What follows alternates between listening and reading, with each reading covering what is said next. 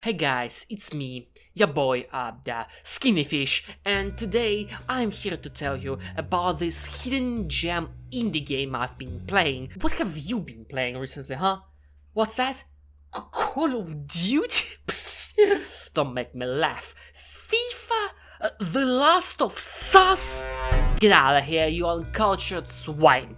You filthy brute. We here in the intellectual community are the connoisseurs of pristine and truly underappreciated titles such as Minecraft and Terraria.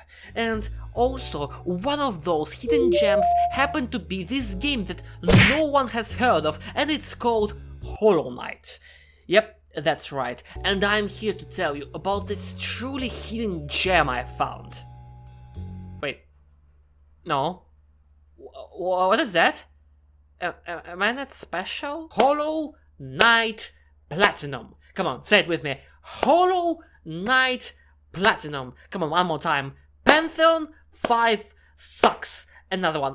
We need to sacrifice Mossbag. I want to fuck Horn. Of course, today we have the following task ahead of us. We will have to beat the dreadful Pantheon of Hallownest. And what is Pantheon of Hallownest, you might ask? Well, basically it is all very simple. We just have to beat every single boss in the game without dying once. And the harder versions of them too. And also a new secret version of the last boss.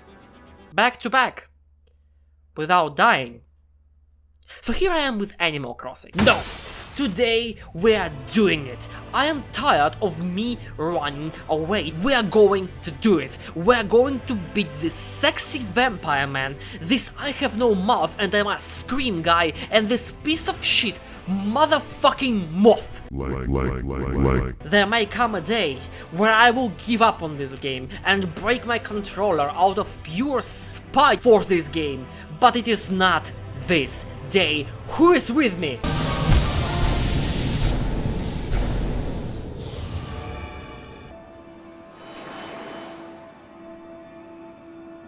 So here I am back with Animal Crossing. First things first, to even start playing Hollow Knight, you have to actually beat the whole game, because everyone knows that this is all baby shit. This is where the game actually starts. Yep, that's right, you dumbass, you dumb baby, I spit on your ignorance.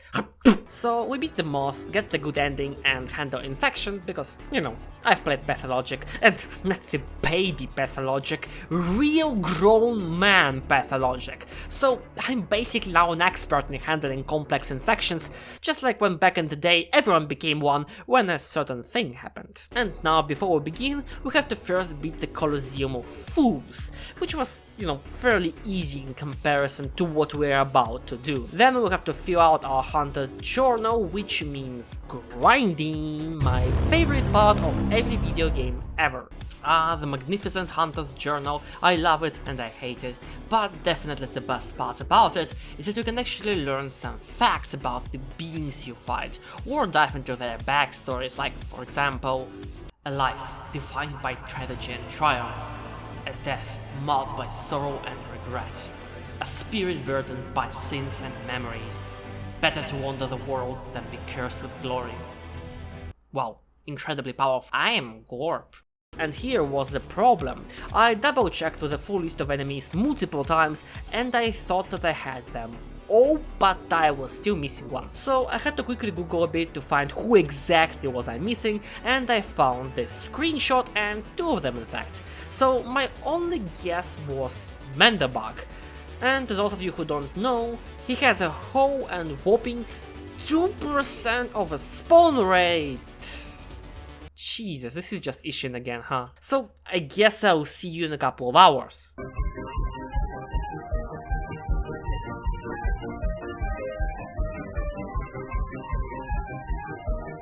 Yes! Finally, Jesus, this literally took an hour. I was making a joke. Wait, what? Motherfucker! Turns out I really did miss one. It was this thing instead. With that, we move on to the Pantheons. Finally. There are 5 Pantheons in the game and 41 bosses to beat plus the mod. These bosses are separated into 4 groups, thus 4 Pantheons, and the 5th one is where you fight all of them at once. Magnificent. The first 2 were fairly easy. The new bosses were really cool and fun to fight. The painter one especially was cool. The 3rd one though is where the things get tricky because enters the equation. Holy hell, this boss is a joke and definitely the worst fight in the game. Basically, you have to get these jellyfish and yeet them at the bigger jellyfish while dodging the electric things the big jellyfish yeets at you. And here, everything can go south really fucking quickly. Remove this fucking boss, Blizzard! And the 4th Pantheon is where I met him. Social credit deducted.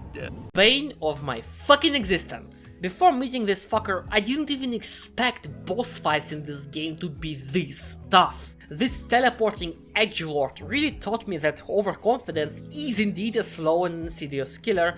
Well, actually, take that back. More like fast and painful. Look at how fast he is. He's so fast. But the fight was amazing, even though a bit bullshit sometimes. Oh, wow, did you just fucking slam your head against me? Stop doing that! But regardless of that, it's my 2nd favorite fight in the game, and after hours of practice, I have finally found my tempo and, how do the kids call it, got good. I can't do it, I can't take this shit no more, man! Definitely an amazing fight overall.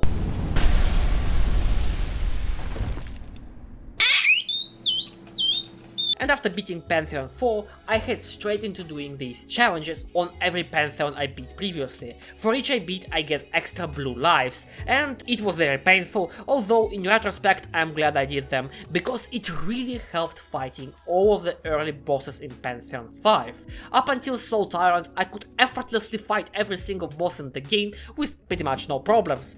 Except Umu. Fuck you! The only Pantheon I did not clear with challenges is the Pure Vessel one, because I dread doing that with only 4 HP. And now it was finally time for Pantheon of Hallownest. Obviously first we have to actually reach the flying giant moth mummy, so I started doing runs. For the rest of the video I'll be using this build.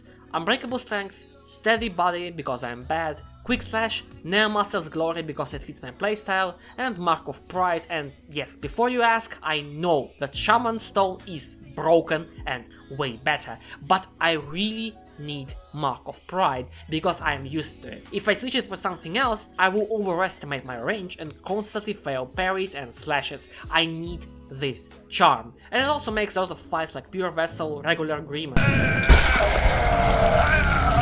Sly way easier, so don't yell at me, it's a personal thing. Oh, and also by that moment I realized that the developers of this game are very evil guys.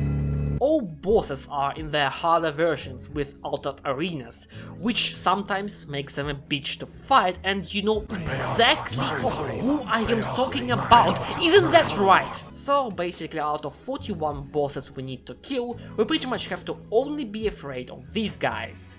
Umu, this tag team combo, Watch out, watch out, watch out, watch out! And Vessel.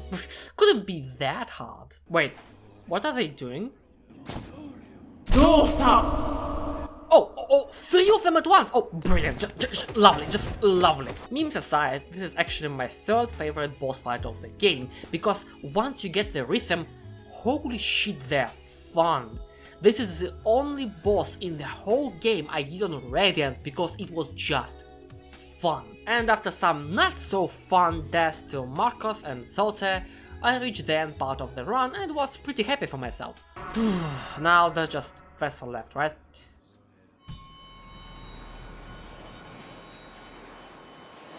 Wait, where am I?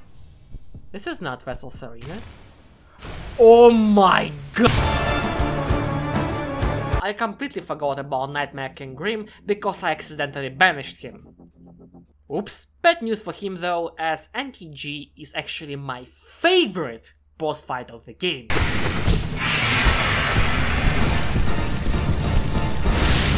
The music, the attacks, the color palette, the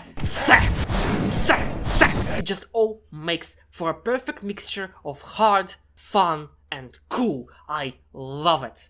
Yeah. It really is like a dance. Yeah. What helped me was thinking. It's like a dance. To be fair, Yeah, yeah, I It get only becomes a. I remember it. No, shut the fuck up. How the fuck is that a dance? Have you ever danced in your life? Well, of course not, because these are probably a bunch of basement dwellers, as this is Reddit we're talking about, but nevertheless, how does this have any resemblance to this?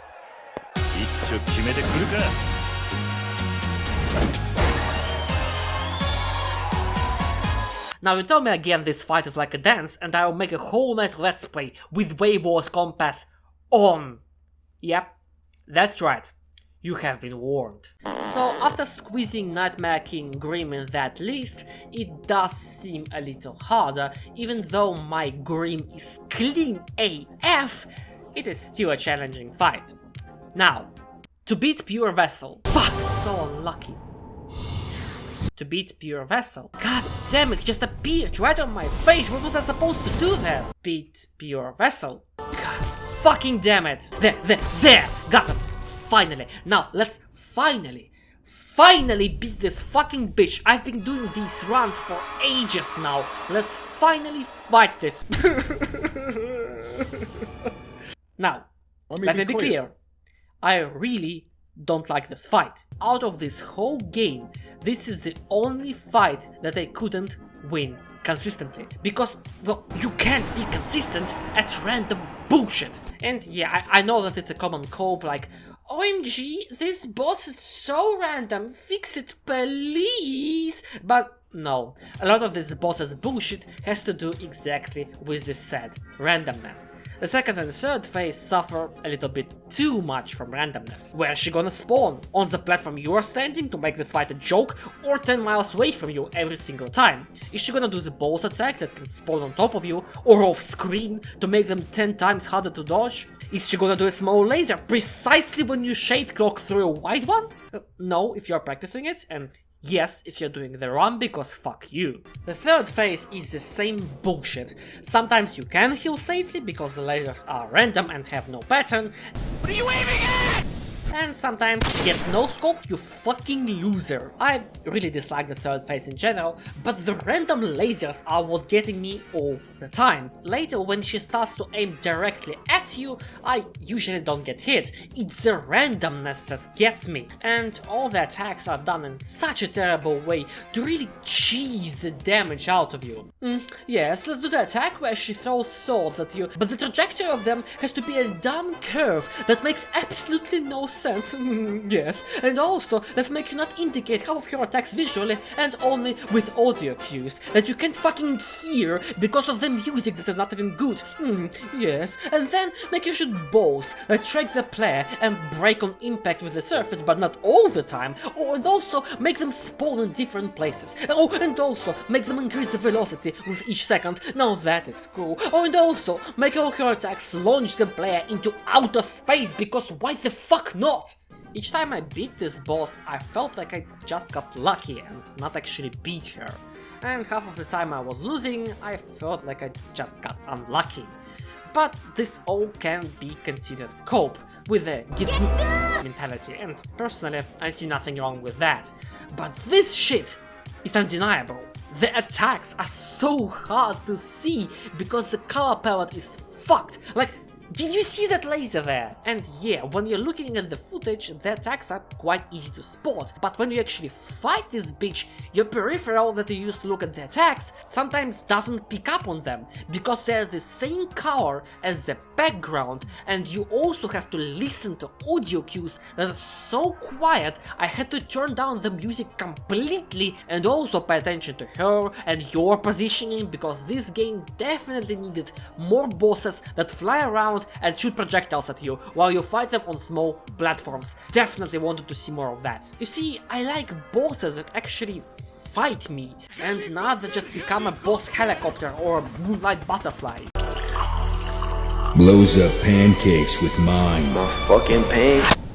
Why is Pure Vessel cool? Because he actually fights you. Why is Grimm cool? Because he fights you. Why is Radiance lame? Pew, pew, pew, pew, pew. But I won't give up easy. Fuck! Piece of shit motherfucking bitch! Oh, fuck off with that! God damn it, she always does that! No! This is all your fault, Mandabug!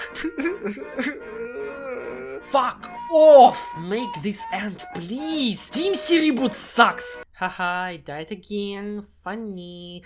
Funny, watch me die again. Haha, very funny. I beat 41 bosses to instantly die. Funny.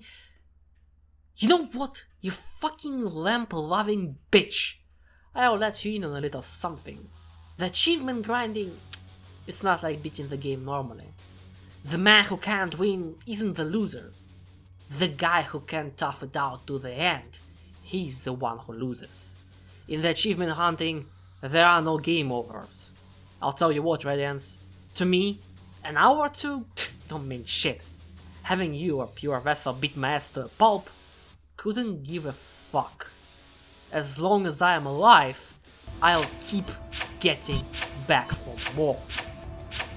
Which is why you, a half-assed final boss like you, is the one thing I can't stand. Shinei Boke!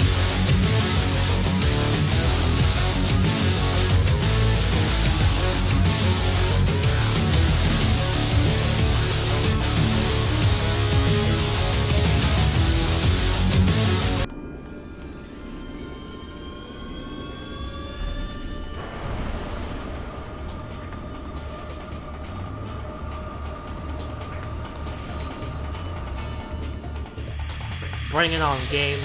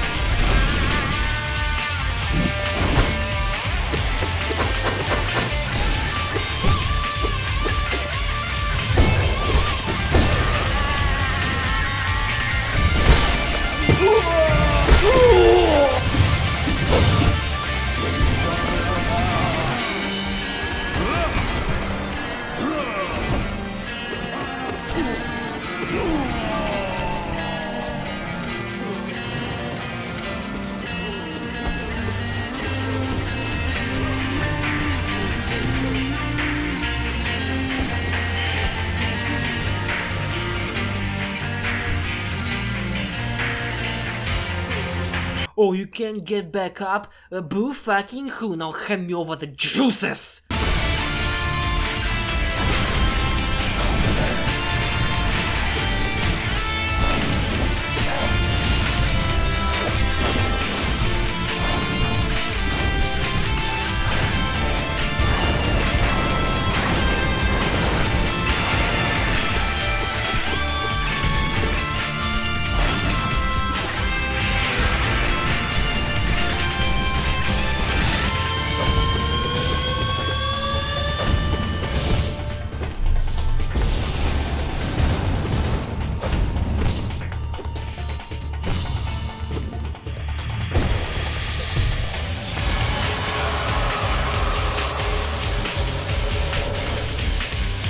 This is it. No going back now. Hand over the lamp or die. What a fool you are. I'm a god. How can you kill a god?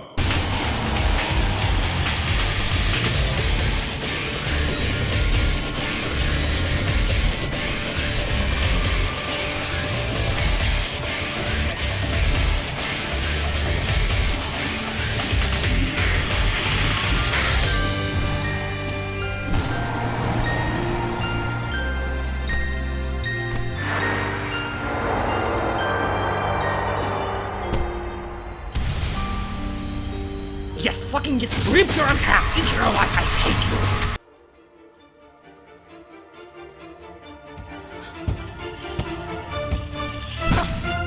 Jesus fucking Christ, you people are sick, you know that? And with that, we are finally done with Hollow Knight. And what can I say?